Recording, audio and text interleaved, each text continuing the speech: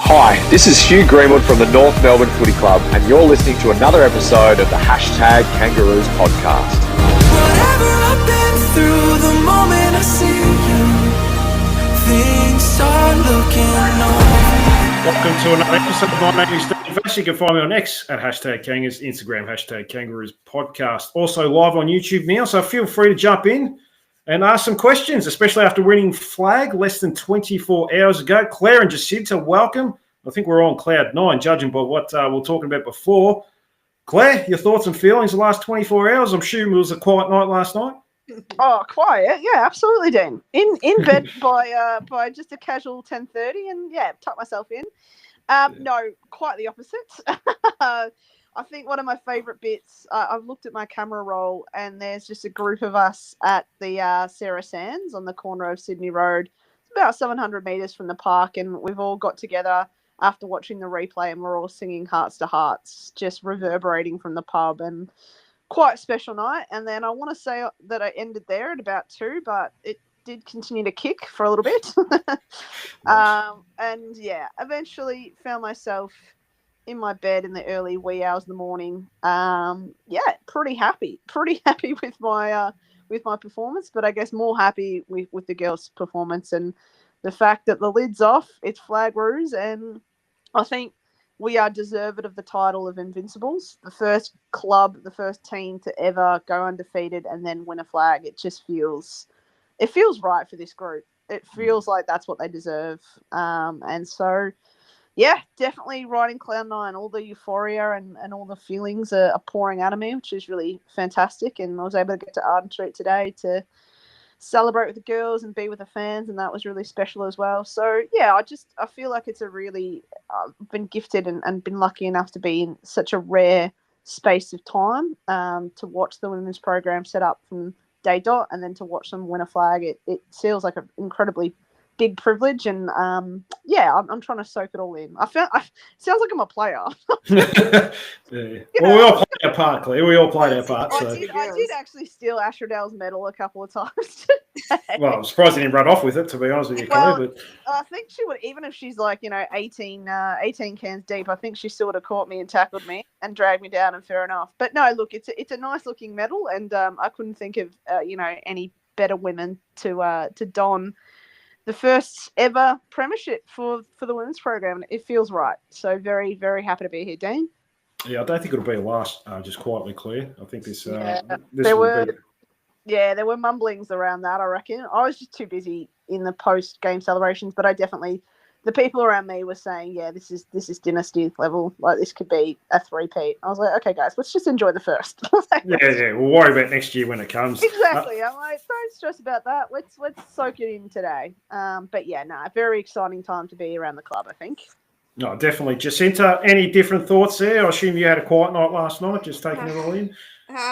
I was a lot quieter than that this morning. So me and my friend went out just for a quick one and then dropped her off. But yeah, I was in bed by about 12:30. So Beautiful. I didn't get up to too much damage. But yeah, it was just, I found it really hard to leave the ground. Like the girls had done their rounds and their photos and stuff, and they had left. But then I found it really hard to leave. It's almost like if I leave here, does it make it not real anymore? It was just, yeah, I found like I had like an unnatural attachment to like Icon Park. It's kind of like when you leave like a Rod Laver or something, and you're like, oh, everyone, as soon as I leave this stadium, it's like, I don't know, that concept bubble goes away. I just felt like, oh, this football bubble, the bubble's going to go, but it definitely didn't. The high is still there, and then you hop on like X and Facebook and everything else, and everybody else seems to still feel the same. So I have tried to avoid looking at any of the match coverage or anything because I'm on my second watch of the replay, and I figure out once I've watched the second one, then I'll watch all the highlights and enjoy them as highlights. But for now, I want to like still enjoy it as like a whole, and then slowly start breaking it down. But for now, yeah, I'm just a bit overwhelmed, I think. No, that's fair enough. Probably still hasn't sunk in a little bit. It's been a bit of a surreal season almost. Like Claire said before, undefeated. Only the one slight blemish in round 2, which seemed to wake them up a little bit. To win the grand final quite convincingly as well. It was it's pretty special. Claire, when did you think? I think you told us this off air, but when do you think, this game is pretty much within our control? Were you a bit like Darren Crocker last 3 minutes? Well, they can't kick a goal a minute. Now I can start celebrating. No, it was really interesting. I thought when O'Loughlin had that goal in the square, I was like, okay. I hugged my dad. I hugged people around me. I started drinking and singing and dancing and laughing and all the things. And I was like, we've just won our first AFLW flag. But it was funny talking to Jazz Garner today. She was said that when Vicky Wall went back and kicked the first goal of the last quarter, she's like, it just hit differently. It hit in a way that I think as a player, I could probably enjoy this and really soak up a couple of the minutes and watch my players and watch my friends, win a flag. So for me, it was definitely Vicky Wall. Sorry, not Vicky Wall. It's definitely O'Loughlin in the square. But yeah, I was a nervous wreck for the entire match.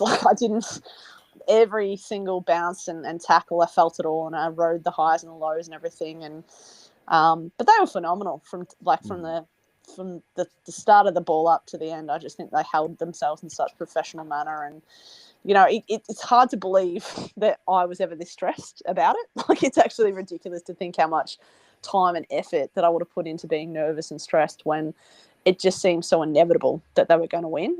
So I'm kind of jealous of you, Dean, because you just kept it kind of cool, calm, and collected. And I think both of you had a bit of an insight into my an unhinged mind this week. I get it. I completely get it. Yeah. Thank you, Jacinta. I love that. But yeah, I think the last 10 minutes of the game, it was just probably the best 10 minutes of being at a football game that I'll probably ever go through. Just because of that, the way that I felt and the way that I just knew that we were going to win a flag. So, yeah, it was good times, Dean. It was very good times. Yeah. I mean, that's usually the best time when you really thoroughly enjoy a premiership, when you're gonna get this, it's going to happen. That's when it really starts to sink in a little bit, and you start going through a lot of emotions. Like you start getting a little bit emotional, almost teary a little bit because you're so happy. But what about yourself, Jacinta? Any different thoughts there? Did you think it was over earlier? No, I didn't think it was over earlier. I every time we kicked a goal, we had a good group of, I guess they're strangers, but they're North supporters, so they're not, of people around us. And I kept turning around and saying, "Is that enough? Is that enough?" And all of them kept saying no. And I said, "Okay, yeah, I don't think it's enough either. Okay, I don't think it's enough." But then, Vicky Wall's goal in the last, that was when I thought, okay, when I say, "Is this enough?" everyone's going to agree. And they said, "No, it's not." And I said, "Okay, yeah, good. It's not." But then, when O'Loughlin kicked that goal, then all of us, lid was definitely off at that point. But I think if we were, I guess we just got a little bit too much trauma in there. But if we didn't have any of that, I honestly think, that game was well and truly over by maybe halfway through the third quarter. You could probably say that's done. Yes. But we definitely don't have that luxury in our brains. We don't have that. We don't have that trust benefit, it sucks because the girls actually haven't done anything to earn that rep. I know last year that grand final was a little bit traumatic, but at the end of the day, I don't think they've built this rep. The boys have definitely done it, and they almost ruined that grand final experience. But I think, the nerves were good, and then once they're gone in that last quarter, it was just party time. I just kept saying I just wanted to be party time, and then it finally was, and it was, best ever. What about you, Dean? When did you start thinking it was done? Before the first siren or what? Look, to be honest, I thought when I look at the first few minutes of the last 2 years, the grand final, you sort of seen last year Jenna Bruton do her Achilles, and you sort of start, going, oh, geez, drop your head. But then the first few minutes of this game, you see when Dakota Davidson dropped that mark within the first few minutes of the game, and it was still 3-on-1. So, to set it right to half that contest was a really good effort. And Dakota Davidson is a big energy player. A lot of players feed off that. So I was thinking at the time, if she's dropping a mark like that, she loves the big games. I was thinking, this might be our day. And we were a little bit nervy for the first few minutes, but once we got that goal early from Craven, we grew and became the team that we've been all year. Had the game on our terms for the whole game. And it was almost a comfortable victory, Claire. What do you think? Yeah, I think you're so right, Dean. I think the game is such a fickle and cruel and kind and crazy sport, and there's so much. I mean, that's why we're all addicted to it, right? It's like the last thing that you can't really script anymore, and I couldn't agree more. There was a couple of big moments that, especially Lions definitely should have. There are a couple at the back, especially in the first quarter, that I definitely think that they should have got on the top of and maybe scored out of it, even if it wasn't a goal, maybe a point. Like technically, their first score of the game was just because Tess Craven missed a handball, and the irony was that she kicked a goal down the other end. So Tess Craven basically scored 7 points for the entire match in the first couple of minutes of the game. But yeah, they didn't. Things just didn't go well for them. I think Taylor Smith, their key forward, copped a hit. I know Jade Ellinger, unfortunately, did something and in a tackle with Vicky Wall, and it. As much as, I full credit to North. I think obviously they are the better team, but I do think Brisbane were rattled. I do think the heat of the contest, and I think I reflect on the 2023 grand final, and I think we played with such a heightened emotion that we probably felt exhausted from the build-up of the week.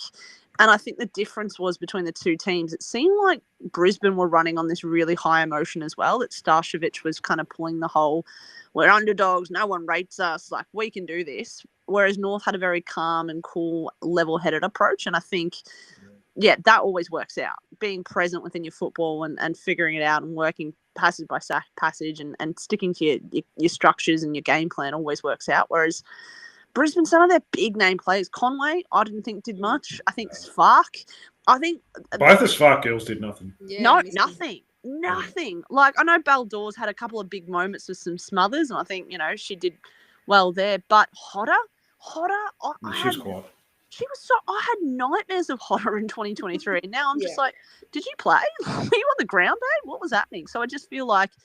Not only, it was almost like we were kind of bullying them at some points. Like we were just that good with the ball, and Emma Carney stepping over Dakota is just going to be, when I find that photo, oh my days, it might have to be my new profile pic because that is just iconic. But you're right. I think, Dean, there is class and poise and game plan from North. But I also think, Brisbane were just not prepared for that level of intensity. And therefore, big name players like Dakota kind of go out of the game. I think she got 2 touches, or she didn't. Yeah, first touch was at the end of the third quarter. I remember that. Which is a bit bizarre for her. Yeah, so, it's she's a big game player. She is. She's a huge game player, and she's good for the game. This is the thing. 100%. Because she takes great marks, and she revs up the girls, and I love that from her. But I loved the way that our small forwards and half forwards also put so much work into their half backs. So Grider, Adwyler, Brie Conan, like those were big players last year that put the number on us. But I think our smalls were killing them. Our half forwards and our smalls, not only were scoring, but we were shutting down their run and attack, which I think was amazing. So, I think, obviously this is a very heavily biased comment, and I'm aware of this, but this is the best team that has been in the AFLW, period. I don't think anyone's even close, to be honest with you, Chloe. Yeah. I think the closest, ironically, I actually think the closest, and I mean this is no disrespect, is probably Adelaide. Adelaide, I was actually like, oh, maybe they could climb over the top of us here. But other than that, the gap is just so big. And I think when people look at AFLW and they'll look at that sort of list that we have, and they'll try to build a list based on what we've done yesterday. I truly believe that. They'll try to build their game plan, their structure, their players around what we were able to do last night. So, that's just incredible, Yeah, I mean, Jacinta, outside of the first few minutes, we played the way we've been playing all year. I mean, I guess it's always a fear in a grand final. Like players can always panic, feel a bit nervy, start going against things. But I felt like, Claire said, the forward half game was just fantastic. That's what we've been good at all year. We've got the brick hit our Vicky Wall, applying a lot of pressure. And like Claire said, and I don't know if you agree with this, but it felt like we almost bullied him into submission, and they were passing on the torch to us. Yeah, I think, that first few minutes, especially those couple kicks in the back half from Emma King, and then, Oh yeah, then Tess Craven had the handball, and who was the other one? Fergus. I think Sarah Wright did a couple of shank kicks as Yeah, well. there were so- a couple where I just thought, oh, this feels like that Adelaide qualifying final over again, where we just couldn't use the ball at all. But yeah, I think like you said before, that Tess Craven goal, it seemed to like settle them a bit, and they thought, oh, hang on, like we can do this. We are clean with the ball, like that, like pressure game. It was almost like they were reacting to what they were expecting was going to come, and I just don't think. I mean, Brisbane obviously showed up to play, but they just didn't have that same heat that I think Adelaide did in that qualifying final. And then I think once they realised, oh, they're not at our level, it was like just showtime. I mean, Emma Carney, doing the dummies and taking the running bounce, and everybody was just on show. So yeah, I think once they beat that confidence out of Brisbane, I think by about halftime, I think that confidence was definitely gone. They didn't look like scoring after that first quarter. I mean, they kicked that goal late in the first quarter, didn't they? And then downfield free kick. Yeah, and then at the end of the second, they missed the shot because of that Carney 50. And I think if that had gone in, maybe they would have put up more of a fight. But yeah, I think they kind of lost themselves, which was good for us because we didn't seem to ever lose ourselves. So yeah, no, I think you're right. I think Brisbane realised how much better we are than them, and I think maybe they thought, oh, we haven't played them since round one, so maybe the gap's not that big, but the gap was still as big as it was in round one. So yeah, there's not much else to say. I just think the girls kept getting better and better and better, and I think Brisbane probably bridged their gap from their round one game, but yeah, it just still wasn't enough. So yeah, happy days. Happy days. Yeah, well, can't complain. We'll talk about some players now, Claire. Best on ground, Jasmine Garner, 35 disposals, 22 contested, 13 tackles, 10 clearances, 467 metres gained. Jesus Christ, this girl is a real special talent, isn't she? Yeah. I'm gonna spend a couple of minutes talking about how great she is, and then I'll put my hot take in here. And I'm obviously, you guys know that I'm a Jazz Garner stan. No, incredible, and like so much so humble. We're at the club today, and like she was getting interviewed by the media, and she's like, she literally said, it's like, oh, what was it like, in the middle, like, in the heat of the contest? She's like, oh, I was just chilling. That was her direct quote. I was just chilling. It's like, Jazz, you had 35 disposals. You were in amongst it. You were in, like, it was quite high pressure. And she was just sort of like, oh, yeah, like, it was good. It was good to see the players around me do really well. That was her response. Yeah. She She doesn't like attention. You can sort of tell that. She doesn't like the praise. She doesn't. She's she's obviously an incredibly humble and potentially shy person as well. And so that's fair. But yeah, I just we've run out of words. We probably ran out of superlatives for Jazzy a couple of years ago, if we're being honest, Dean. But I think it's really good. I know she doesn't care, and it's the flag with her friends and her partner that means the most to her. But I think to be recognised on the biggest stage of them all with a BOG is one of the highest awards that you can receive in footy. My hot take here is I actually would have given it to O'Loughlin. I know that's a pretty big thing to say. The only reason, one vote, didn't she? Yeah, she got one vote. I saw the chair panel. I don't know, man. Like, when you're in a tight final where only a couple of goals are scored, like we kick 39 points, and you've got a player that kicks 3, and she also shut down Grider, who is a huge part of, like, Brisbane's defensive push forward and being able to transition the ball. I think O'Loughlin had an absolute blinder of a game. Look, it's splitting hairs because obviously you can't take the BOG off the GOAT, but I think for me, watching O'Loughlin and watching Vicky Wall and watching those small forwards go to work was probably the highlight of the game for me. So I think if I had to do it last night, I would have given it to O'Loughlin, then Jazzy, and then third maybe Vicky Wall. I think she had a blinder as well. So, do you guys? Am I crazy? Like, do you guys think that I'm being crazy or what? Like, I'm open to it. I don't think it's crazy. I probably would have gone Carney, and then probably Garner, and then either O'Loughlin or Wright. So I don't think it's completely mental Okay.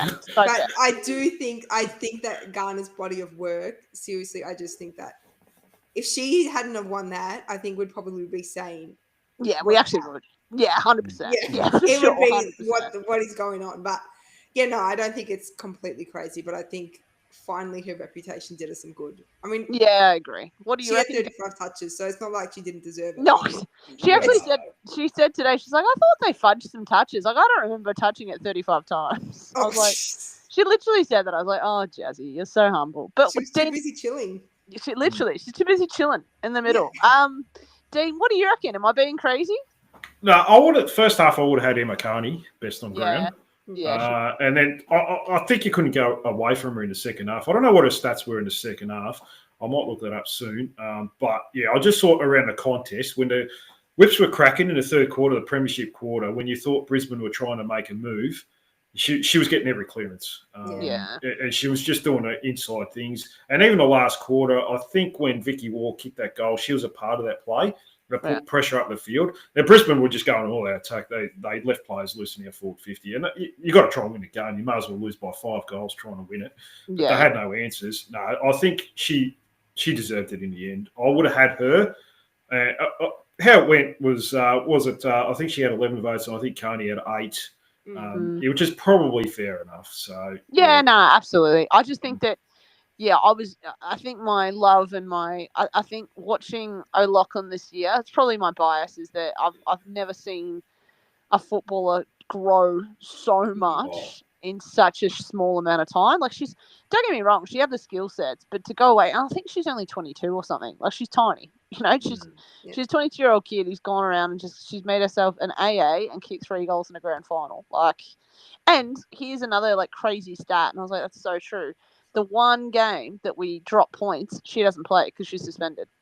Yeah, that's true. And she would have kicked a goal in that game. We would have won. 100%. Do you know what I mean? No, like, honestly, I think about that sometimes. I'm like, yeah, Lachlan plays, we win. And I think, she's obviously, your Carneys and your Garners are vital for the team. But I think the beauty of this season is watching, a Lachlan and Tripodi and Mia King and some of those,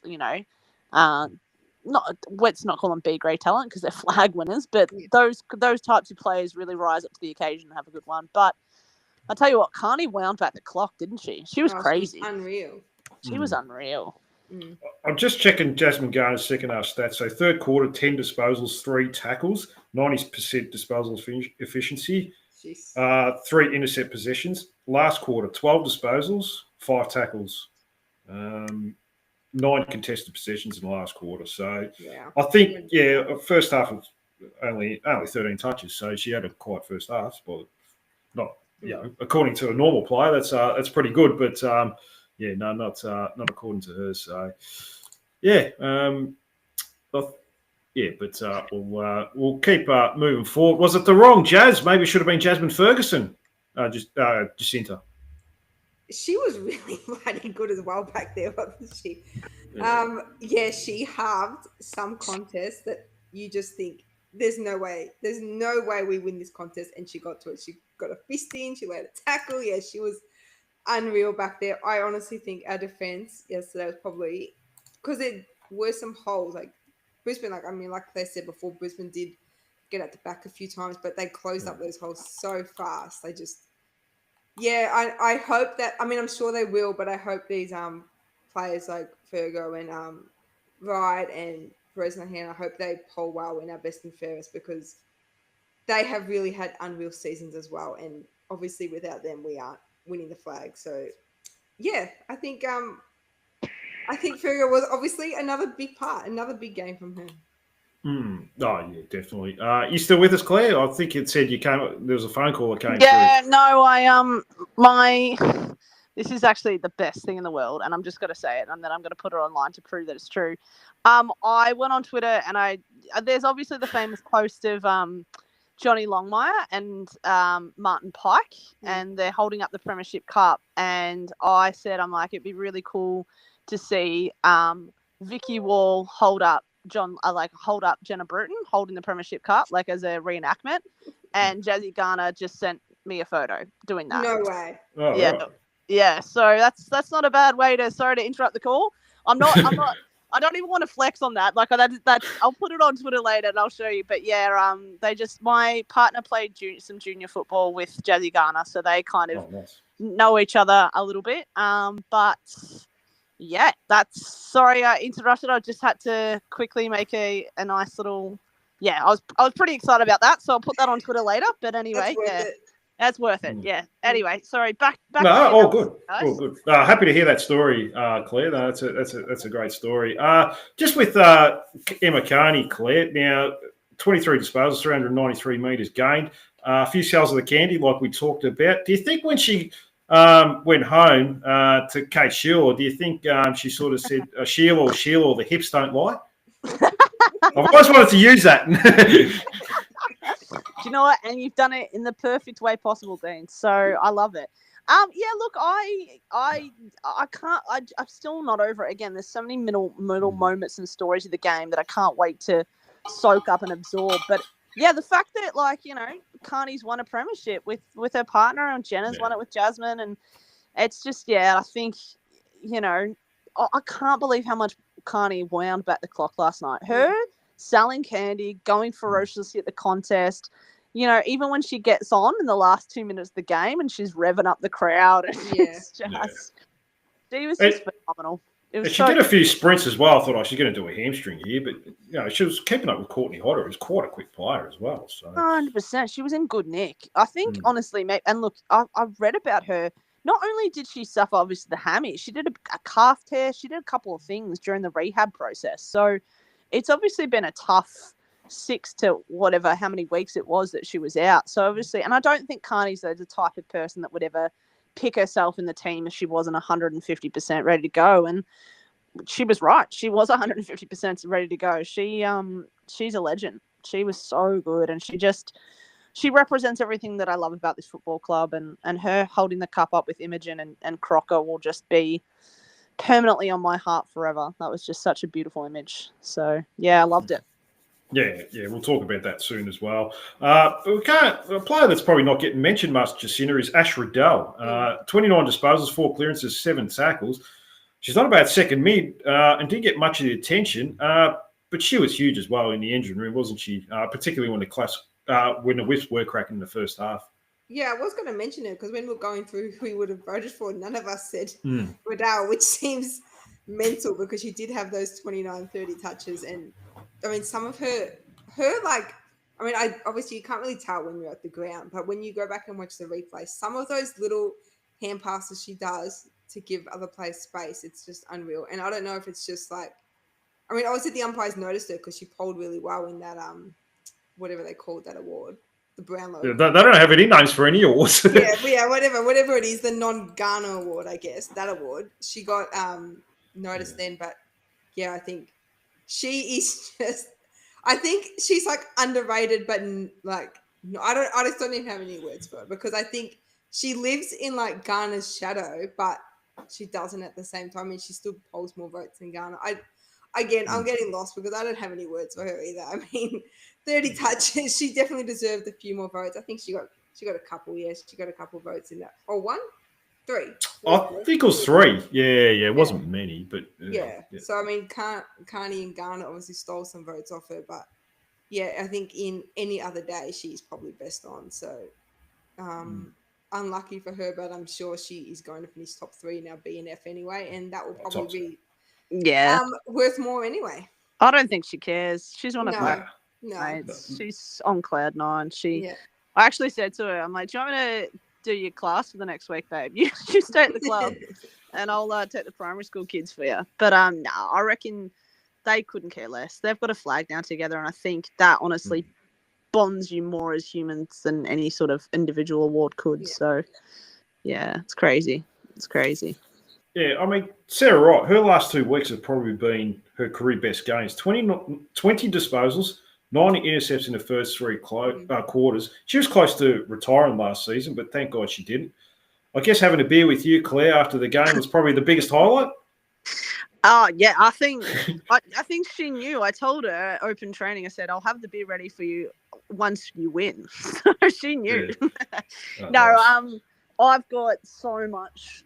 I mean, I love them all. Here's the thing: we obviously spend so much time talking about the Garners and the Brutons, but I love Taylor Gadd. I love Kingy. Kingy's been an inaugural root. I love Amy Smith. Made me cry the most I've ever cried last night in my life. I just think her football journey and what has been quite public and happened to her family at the moment, for her to win a flag, I think is just phenomenal.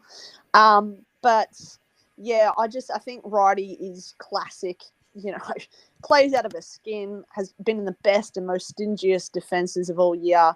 But again, it comes back to the team philosophy. She couldn't care about the AA. I asked her, I was like, you know, your best backline in the league and not one of you got an AA. Like, this is crazy. And she's like, we don't care. We want to win a flag. It just doesn't mean anything to us. And I think, yeah, it would have been such a shame to see her walk away from the game. And now, I don't know. The thing about a premiership is sometimes it goes two ways, right? You kick on because you find that new renewed sense of love for the game, or sometimes you're like, I'll end it there. And I don't know what the cards will hold for Righty, because I think like.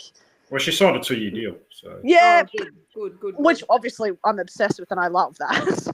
But the way that and her form is phenomenal as well. But it's crazy that she's gone from, I might give it up to, I might just be the best backliner in the league and win a flag.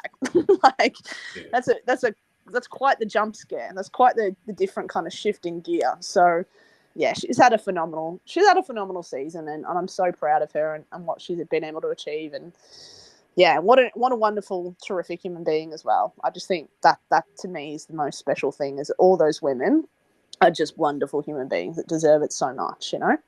No, and that's what it's about at the end of the day. I know with her, I've spoken to her a few times, and she struggles a bit with the balance in her life. She works full time. She's got her own business. She's obviously got a partner, and yeah, so it's more just a balancing of getting the football and, you know, the personal life intact. And I think she's probably struggled with that balance previously, but this year it seemed a lot better for her from what I understand. So, yeah, I think as long as that continues that way, I think she'll be happy to keep playing. She's in career best form. This year was the best season by a mile. So, and I think having Libby Birch next to her as well, good senior leader of the club with Jazz Ferguson, it certainly helped to develop her game. Jacinta, is there a better field kick than Tess Craven right now? It's come on leaps and bounds in the last 12 months, and she never misses a target.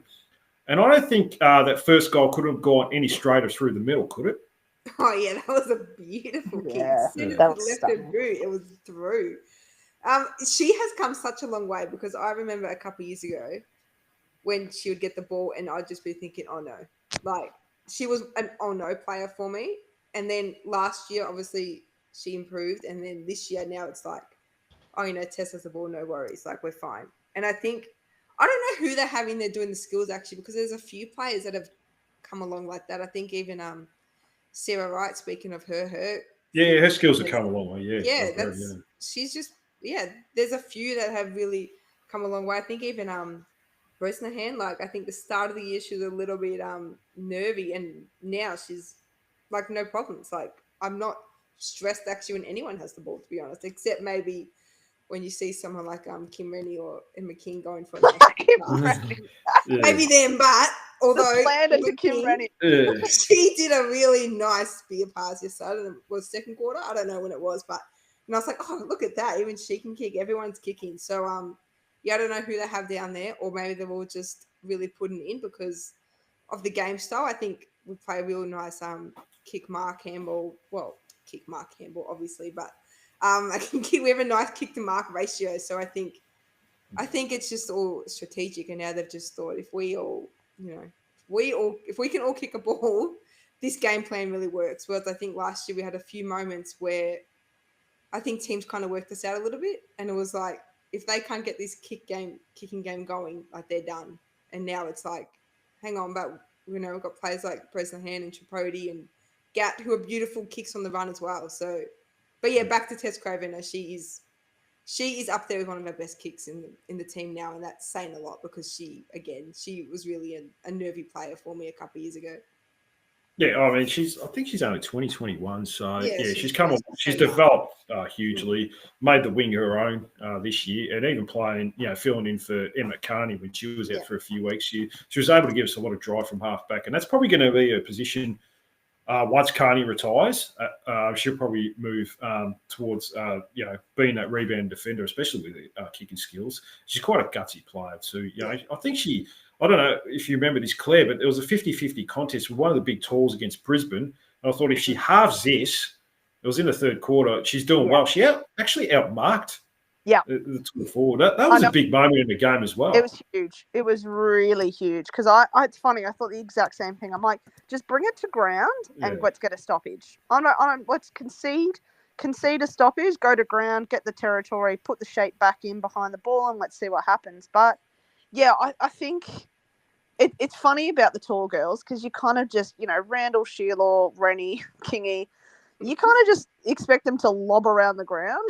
Because it's weird. It's like, it's odd seeing someone like, Kim Rennie with someone as short as and talented as Ash Riddell and Jenna Bruton. Like, it throws you off a bit. But no, I think all the telltales played a really big role. One of my favorites was watching Talia Randall on the wing. I think it was when she hunted down, she smothered, then she was supposed to be, 100% a ball to Brisbane, and she took it across the line to make it a stoppage as well. And I just thought, that's the thing that you want from the talls. If they're not taking, massive marks and kicking goals or, hit outs, you want them with those 1% sort of acts around the ground that really, split the difference between winning a flag and not winning a flag. So pretty cool.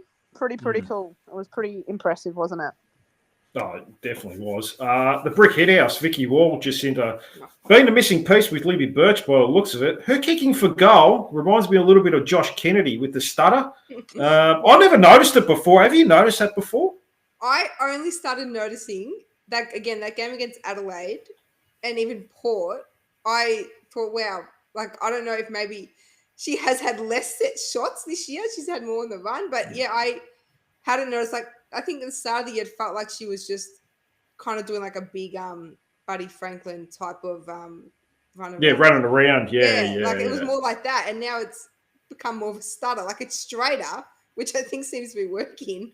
But, yeah, the stutter has definitely, if it was there, it's definitely become more pronounced now. But, yeah, she really she lights the crowd up. If there's a player, like a Brisbane player at the ball and she's around, it's just nothing but Vicky. It's just mental. Yeah, the crowd loves her. And then when she kicked those couple goals, it just went nutso. So, yeah, she is, like what I guess Dakota is for Brisbane. She's a really big barometer for us as well. So, having her crunching players and that big tackle she laid was in the first quarter, second quarter. They're really blurring. Oh, she lays a few. I couldn't even tell you. I don't know. That she's on every quarter, it feels like. And the Brisbane girl ended up hurting herself.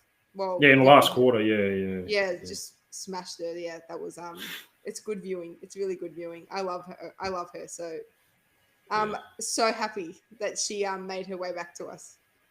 Yeah, I mean, Claire, it's been a big, massive couple of weeks for her, hasn't it? I mean, I think she's kicked 5 goals in the last 2 weeks. I'm pretty sure she kicked 3. She almost kicked 3 yesterday. One went over the back and hit the post.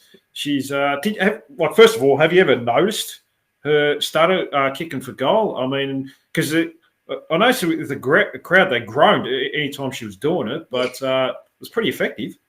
Yeah, I did get absolute. Yeah, I was very nervous when she did the startup, but then I was also like, I actually thought to myself, out of all the missing pieces that have happened that have changed, obviously, they're calling her Libby Bolt Flags Birch. Was a big in. Tripodi comes in as well, and then Vicky Wall. So you got 3 big key ins, and I thought, who's going to have the most impact and why? And I genuinely thought it would be Vicky Wall, because I think the way that she spoke about watching the game and the hunger and desire, and she just missed out on the opportunity to play rugby sevens for a country. And I just feel like when you're a professional athlete, when you can go one way, right? When things get hard, you can kind of, pack it in, or you can get hungrier and you can want it more.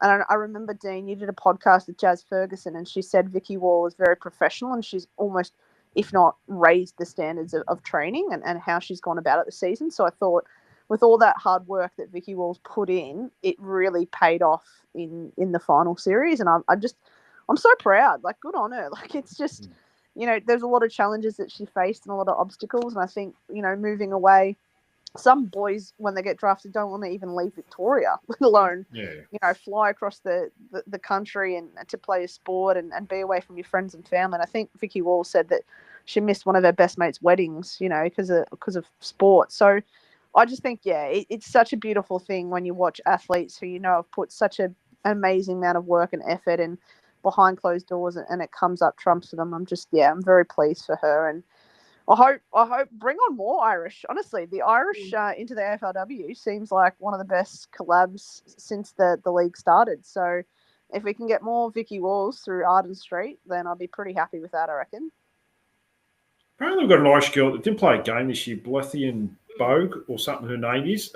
Jess Ferguson mentioned her and she goes, she's quite talented. She's got a really good sidestep, but obviously with the depth that we've got, her, Neve Martin missed out as well. Yeah. In the grand final. And she's definitely a worthy 21 player. Just on that, Claire, just on that, Jacinta, do you think players that play a game during the course of the year, whether they play 2, 3, 5, they should get a medal as well, or maybe a premiership ring or something?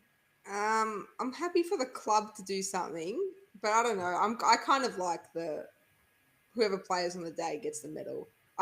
It's probably, I know a lot of sports, they hand them out to everyone. You play 1 minute on the basketball court and you get a medal. But I don't know. I like the I know there were a lot of heartbreak stories, but I kind of like that. I think it just adds to the drama of the day. I don't know. I just like it.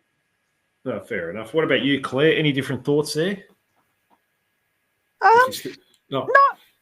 Sorry, my dog's on and off barking, and so it's actually quite hard to like. That's why I'm pressing mute, because I don't want a whole bunch of people on YouTube being like, "Can you please get that girl off?" Sorry, can you repeat the question for me, please, Dean? I was just sort of saying, like a player like Neve Martin, there's Eliza Shannon played a few games. Should they get a premiership medal as well? Yeah, I've always thought that it takes a team to win a flag, and so I think it is fitting that they do receive one. I think you've got to play a game throughout the season.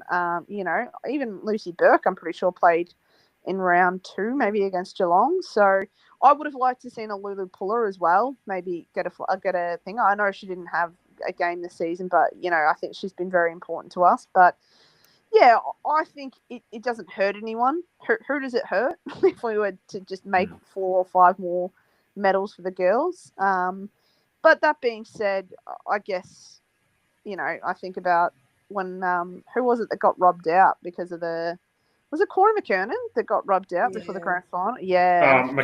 Jason McCartney, you're talking? McCartney, yeah, that's right. Yeah. 99, I do think about that as well, and there's a lot of heartbreak in there, and I would just save myself the heartbreak and say we're all in this together, girls. But yeah, look, is what it is. I think I was the most pleased that Neve just got around everyone. She was so happy for them. She's just such a delight. She's like a golden retriever. She's such a kind and gentle and happy human being, and I think that's telling. Like, it's like when Oscar O, missed out on his grand final, and he was so proud of Darcy Fort for winning it. And I think that's a real true telling of a character. When you miss out on something, but other people benefit from it, it really shows good character. And I think, Neve Martin's another wonderful person that we've got behind the doors of Arden Street. So hopefully she gets her chance in the future. No, definitely. It seems like a really nice girl. Like, she's putting up Instagram stories of the team winning the premiership, and there's probably a little bit of a bitter feeling that you're not a part of it. But I think she's just as happy and just happy to be a part of it, which shows the character of the girl.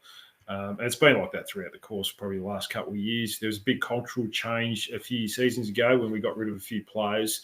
They were probably a little bit controversial at the time, Jacinta, Daisy Bateman, Caitlin Ashmore. There was a couple of others that went as well, I think. And I was questioning at the time, why are we getting rid of players? I mean, but it seems to have paid off because we've drafted really well, haven't we, in the last 2 to 3 seasons? And we've got players like Jasmine Ferguson who are picking 40s and 50s, and they played a big part in yesterday. Yeah, they have. I have full faith in whoever they go after this year. I think they have earned all of our trust the past couple of years, because I was the same. I think, especially when they let go of Cashy, I thought, oh no, what are we doing here? We can't restart now. There's too many expansion clubs coming in. They're gonna jump us real fast. But they've made the right calls. They've picked the right players. I know obviously they got helped out a little bit in terms of Vicky Wall deciding to come back. But I mean, Libby Birch, they seem to. I was just reading like a piece about it this week about how she was basically going to Hawthorn and North just jumped in last second and grabbed her. So that was a great piece of recruiting by them. But yeah, even this trade period, the AFLW trade period is honestly more confusing than the men's, which says a lot because the men's has all amounts of things happening. But I was like trying to read about the restricted free agents and how if they get, so you offered them 1 year deal, but then if the same club offers them a 1 year deal but on lesser payment, they automatically become a restricted free agent or something like that. Anyway, so I don't even know how many restricted free agents there are out there. I don't even know what we would need. I haven't even thought that far ahead to next year because if you just base it on the season we had, we don't actually need anything at all. So, but yeah, I would just back them in if they say they want to get, someone who hasn't played a game, who's never even touched the football before. I say, yeah, do it.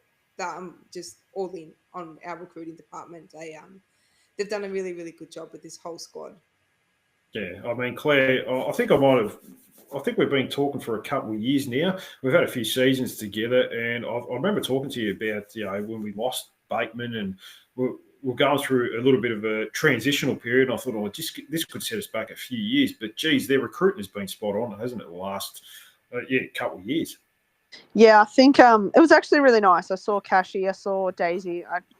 Admittedly, I drunkenly grabbed Daisy Bateman. I said, "You belong. This is your flag as well." And she's like, "Okay, thanks."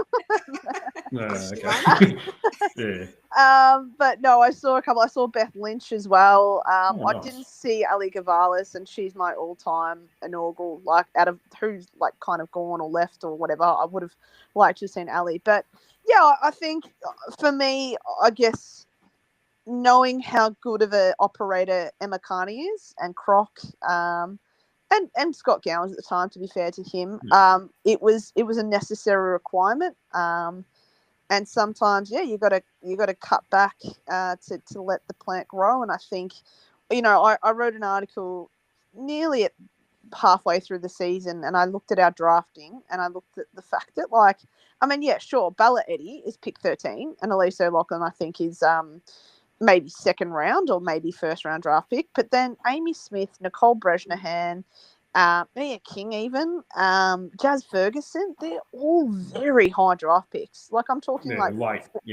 40s, 50s, yeah. Yeah, they're 40s and 50s draft picks. So, you think about, I also think people get better by being around better. So I think Jazz Ferguson and Sarah Wright get better by being around Emma Carney. There's a bit of osmosis to that, but I also think it comes down to hard work and training and doing the right things. But yeah, I think they've drafted really well, but I also think they've recruited very well from, picking up a Libby Birch. Like the article that I think Sarah Black or Gemma Bastiani wrote about how, it was still the morning that the papers hadn't even been put on the doorsteps yet on Sunday morning after the grand final last year. And, Crocker was in the club getting Libby Birch over to North. Like there was this sense of, we got to find reasons to get better, and we're going to use this whole preseason to figure out how that happens. And I think Ruby Tripodi obviously getting picked and having an amazing preseason to get into that premiership winning team. Vicky Wall coming back. So, yeah, it's a testament. I think Reese Harwood is another, and Nathan Hovrat is another reason, who are all club people who have done the drafting and the recruiting over the years. So it's a testament to them. But I think more than that, it's a testament to the players that put the hard work in the pre-season and have willed themselves to get better as a football team, because it's like you said, Dean, it's the most balanced team I think I've ever seen. Like it's just so composed. Everyone plays their role. Everyone knows what to do. And it doesn't matter if you're Nicole Bresnahan and you were drafted at something like 59, or whether you're, Emma Carney and you've, won a flag at another club and you're a 9 times All-Australian. Like it's that, you just play your role and you know what to do. So it's amazing. No, it is. And let's talk after the game, and we celebrate. And this is what I love. Jacinta, most players and coaches don't make it just about them. We've seen Imogen lift the cup with the coaching captain. They didn't just push her aside. Yeah, it's about us. They told her, no, you're part of this. We've seen Jazz Garner and the players get around Kane Garner when he runs out. He's got a bit of pace, actually, Kane. Would be a good rebound defender for someone. Sarah Wright getting a photo with her sister holding a cup when they were doing laps. Her sister has been through a lot as well and continues to battle, I believe, but that would mean a lot to her. It's just these things that mean so much to so many, and they make the supporters feel a part of it. And, yeah, we talked about that, but that's what makes it so special, doesn't it? Yeah, there were a couple little things like that I guess they all add up into really, really big things. And I think as soon as I saw Carney go onto the bench in that last quarter, I thought, oh, come on. Like, she's got to be on the field for this siren. And then for them to put her on for those last couple of minutes and then, put the cameras on her and then they let the crowd give her a big standing ovation. And then I think even at the end of the game, when they were all gathering up, like, to get ready to go up on the stage, there were some minders trying to, group them all in, but they all walked over. It's like they started walking over to the main grandstand and giving the supporters a big clap, and they had to kind of get pulled back in. But it's like always their first instinct. It's like never. I mean, obviously they want to celebrate with each other, but it's like they want to involve everyone around them as well. And I think that's. I mean, it's a real North Melbourne thing. It's a real. I guess it just reminds you that we really are a big family club, and the fact that they want to involve all the supporters and all their family and friends, and then someone like Imogen, who's obviously just gone through so much, and so is her family. I think it just says a lot. And even Sonia Hood, like straight after the presentation, she walks straight over to the big grandstand and says thank you to everyone. And it's like, we're all trying to say thank you to you, and you're saying thank you to us. So it's just, I think the environment is it's unreal, and it really makes you feel a part of it. And I mean, obviously people like you, Dean, and Claire, who do this kind of stuff and are supporting the club every week. I think they feel it. I mean, I feel it. So it feels like they try and give back as much as they can. I think it just adds to the whole culture of the team, and I don't think that's something they will ever lose, especially while Carney's there and even Crocker there, who's a North Melbourne man through and through. No, definitely. No, well said there too, Jacinta. I mean, Claire, Sonia Hood, Jen Watt, they've copped a lot of criticism, but it was good, yesterday when their names were mentioned. They got a big cheer, didn't they? And that must make them feel good because they do put in a lot of effort. And it's not their fault the men's program are struggling the last 4 or 5 years. I mean, they've tried to put the pieces into place. The recruiting team, they've tried to, they've got the best coach in the last 30 years to the club. They've had a number of first-round draft picks that's going to come through eventually. So it was nice for her to actually get some recognition. Who's been through a lot herself in personal way. I mean, she's had breast cancer in the last couple of years. So yeah, I mean, it's nice to see that camaraderie, I guess. Yeah, I think Sonia Hood is, again, just like Emma Carney. She's symbolic of what that place means. I think she's just an incredible person, but also her ethos and her, I guess, capacity to show so much love and kindness and compassion. And I know her work with the Huddle and her work with the women's programs. She was the first to open the doors and say, come train at Arden Street. Like, let's do it. Let's do these things. Let's make them happen. And I think you're right, Dean. I think she has unfortunately copped a bit of flack, and sometimes that's warranted because it comes out of passion and we care about these things. But unfortunately, sometimes it's just not. Whereas I think last night, her and Jen were rolling around the ground and really making sure that every supporter got to sort of touch or take a photo or be with that Premiership Cup. And yeah, it's one of those really good feel-good moments because they deserve it. They're the type of people who put all that work in behind doors and have invested in women's football long before it was popular and fashionable. And yeah, I think Sonia cares about, I think, obviously it's hard to say, but I think Sonia has, if mothers don't have their favourites, but I can see how her women's side would definitely be a bit of a favourite for hers. And I know she loves the boys, and I know she gets around the men's program and goes down to the rooms and goes to the games, but the special connection that I think she has with the women's is beautiful. And the fact that now she can share a flag with them is just the cherry on top. So I love Sonia Hood. There's nothing. I won't hear a bad word about that Me woman. too. I'm always in Twitter fights with people about her, and I'm just telling her to fuck off. Like, That's all you can do, really. exactly. Yeah. Pretty I much. mean, yeah, she cops a lot of criticism, and even winning the premiership, she cops criticism for that because they say all she cares about is the women's team, which is not true. I mean, No. she puts a lot more time in the men's program. It's just unfortunate we haven't had much. Yeah, luck. exactly. Yeah. You know, I mean, she can't help it how Taryn Thomas acts outside of a football field and things like that. So, you know. 100%. I couldn't agree more, Dean. You can only control the controllables, and I think, people, you know what? People just want to be upset about things, don't they? And that's that's up. It's human nature. You know, people just want to be negative. Yeah, correct. That's it. So, yeah. Oh, well. Jacinta, do you think we'll ever lose a game in the AFLW again? I don't think we'll. Probably for the next 5 years, I don't think we'll lose one. I definitely don't. As soon as that siren went, that was just about the first thing I said. I said we're never losing again. That's it. Like, we are going to be on the world's longest winning streak. I just seriously, I just look at other teams and just think nobody is beating us, especially if we have like the injury run that we did this year, which was basically a clean slate. I don't think anyone's topping us. I'm so convinced. I'm just convinced we are winning. I'm actually on your page now, Dean. It took a flag for me to get it took there, a whole but I'm season, on yeah. there. Yeah, I'm fully there. We're not losing. We're winning at least the next 3 or 5 or something. Like, we're gonna be full like Brendan Gale style and just dominate. Like, I'm with you, Dean. I'm completely with you. We're not losing. Claire, we might lose one game next year only because the AFL will screw us in the fixture like they do every year, and they'll put us in an interstate trip, I don't know, to New Zealand after a 3-day break or something like that. But yeah, this is going to be. I think there's something special brewing here, Claire.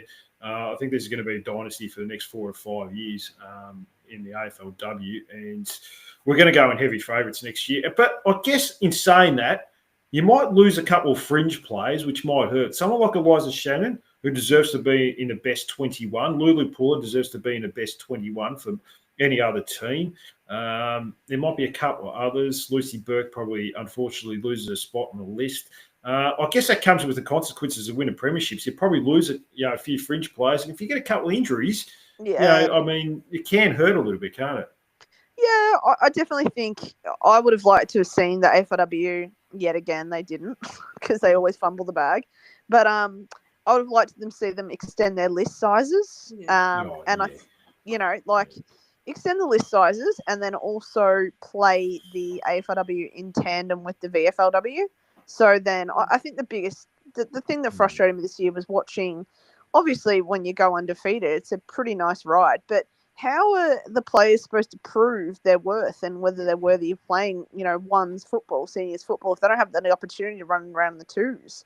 And I just feel like hopefully with some tinkering, ideally next year in August, if they start the season, it should be alongside. And, you're right, we might lose an Eliza Shannon, which would be gutting because I think she's a wonderful player and she only misses out because she's against, someone like Emma Carney to come back into the team. So I'd like to keep her. I think long term, I think she knows that she's got a spot on the list.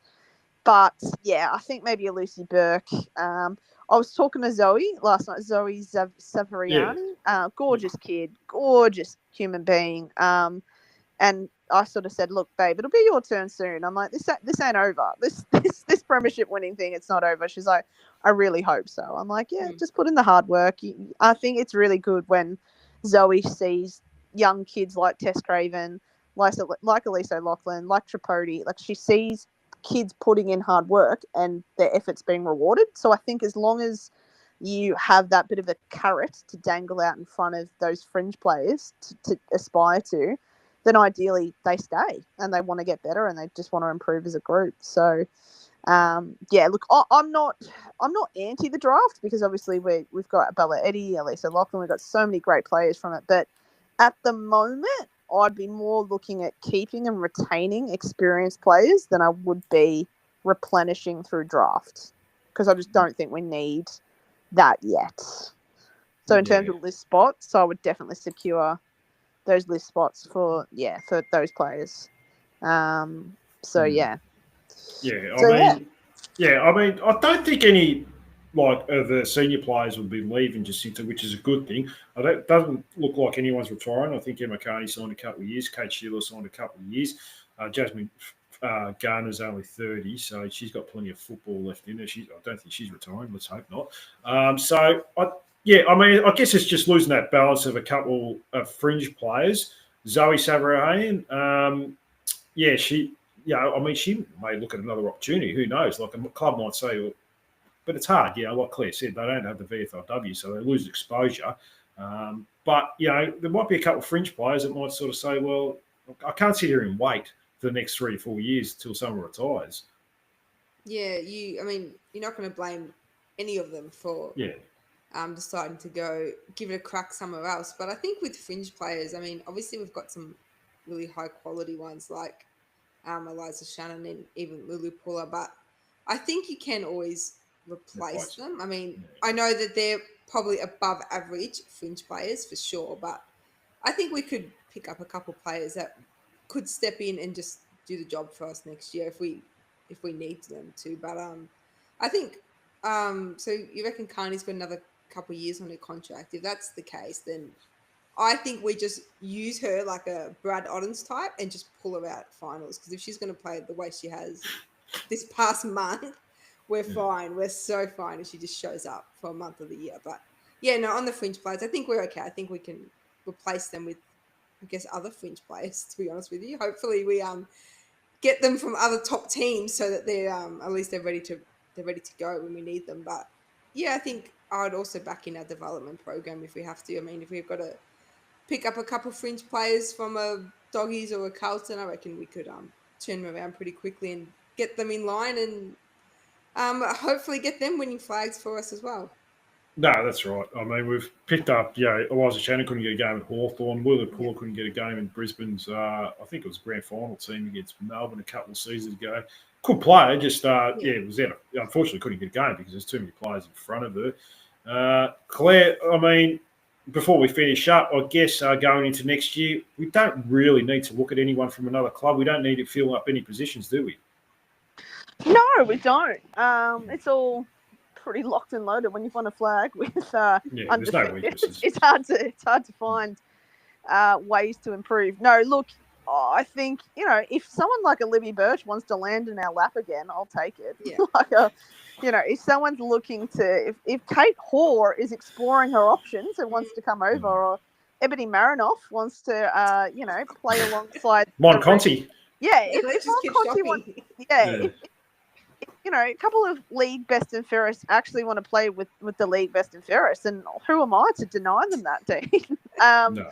But look, if something comes knocking that is of value and is up to our standards and our class and the echelon of what we've created, then happy.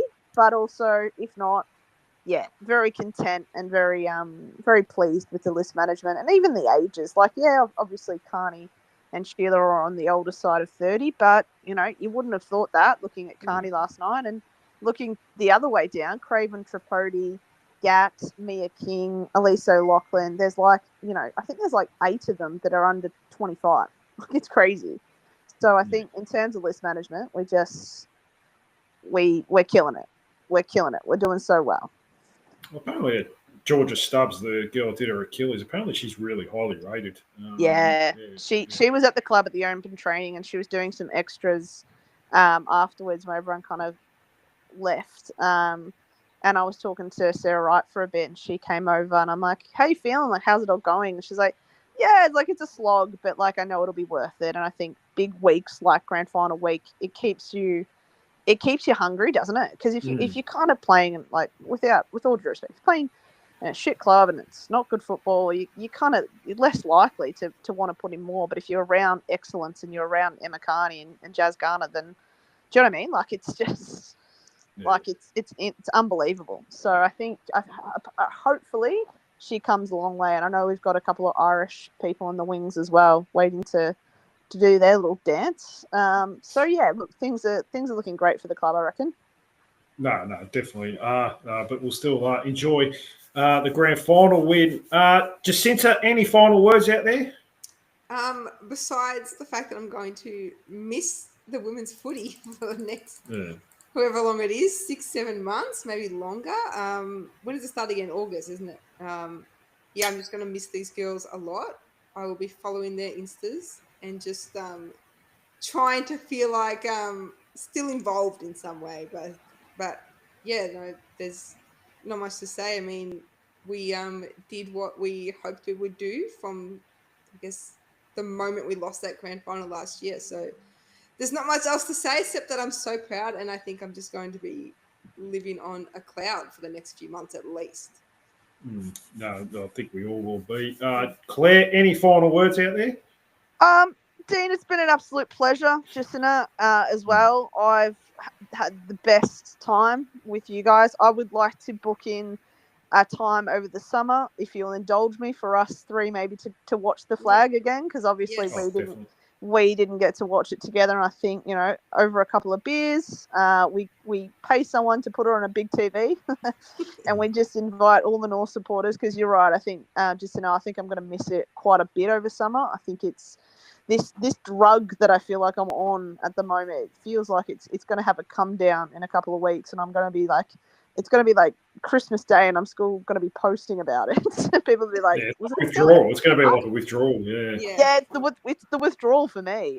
So yeah, I'd like to lock in potentially, and North supporters, anyone that's listening to the podcast and wants to come along, we'll try to organise something over the summer holidays to rewatch the AFLW Grand Final and have a couple of beers together. I think that's my favourite bit. Like I love football, I love the community, I love what it brings, but ultimately I love being with the club and with the North Melbourne people. Nothing brings me more joy. So thanks for an undefeated, invincible, one of a kind, probably never to be done again ever in the history of AFL, guys. Like I feel it feels crazy saying that this is such a unique season, because every week we come over here and we podcast and we we sing the praises and we love women's sport. And for me personally, I don't know, it just feels like it all paid off last night. And every sweat, every tear, every 4:40 Marvel train that I caught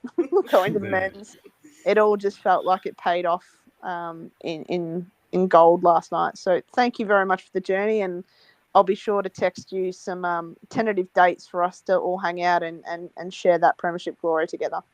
No, that sounds good. You might do something at home. Who knows? So I don't think I'm too far from you, Claire, and just that's right. Yeah, just have barbecue and just put the game on. I'll probably record it. So yeah, we can definitely do something like that, maybe in January or something. Love it. Something to look forward to.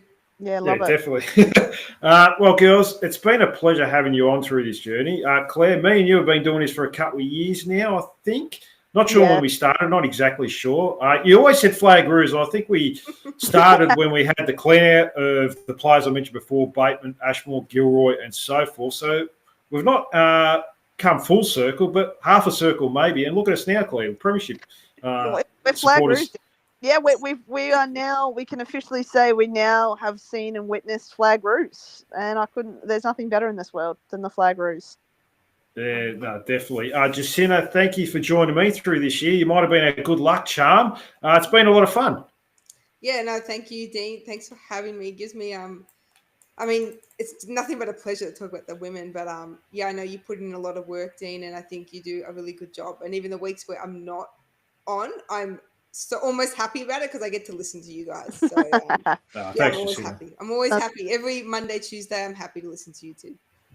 No, I really appreciate the kind words there, Jacinta. And I think, I was going to meet you last night, but I was too busy. And then, I couldn't even get down from the stands because everyone was just blocking the exits and so forth. So, yeah, but that's all right. I'm sure we'll catch up in person one day. Like I sort of said, we'll mention a day. We'll get a day in January or something like that where we can, get on the beers. And I still got the Jason Lord Francis beers, the ice bath ones. Oh, do you? Yeah, I've still got like 4 or 5 of them. So I don't know if they'll be any good, but they'll probably taste pretty sweet when you're frigging watching the grand final. It won't matter, Yeah, I'll have one of those. Line me up. Yeah, no, sounds good. Yeah. The collector's item. But thank you very much, Jacinta and Claire. I'll be back during the week with, I'm hoping, a person that I haven't had on for a while. So looking forward to chatting to him. I plan to get the boys from the other podcast on soon as well, talk to them about season 2025 of the men's. That's it. Thank you to all you lovely listeners as well for tuning in on YouTube today. We're all Premiership supporters now. Like and subscribe, leave comments, push that notification bell. Bye for now, and go Roos. Go Roos. Flag Roos. That's the one.